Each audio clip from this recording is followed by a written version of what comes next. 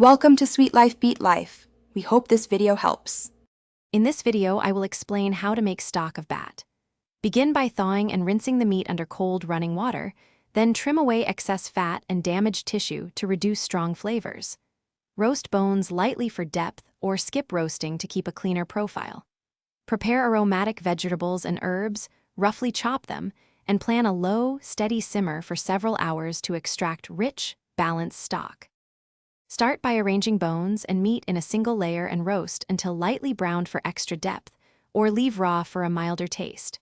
Place ingredients in a large pot and cover with cold water to draw out collagen slowly. Bring up to a gentle simmer, then reduce heat to maintain low bubbles.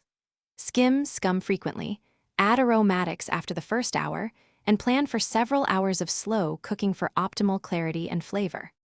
Once the stock has developed flavor, strain it through a fine mesh or cheesecloth into a clean container to remove solids and sediment for a clear finish. Cool the liquid quickly by setting the container in an ice bath, then refrigerate within 2 hours to limit bacterial growth.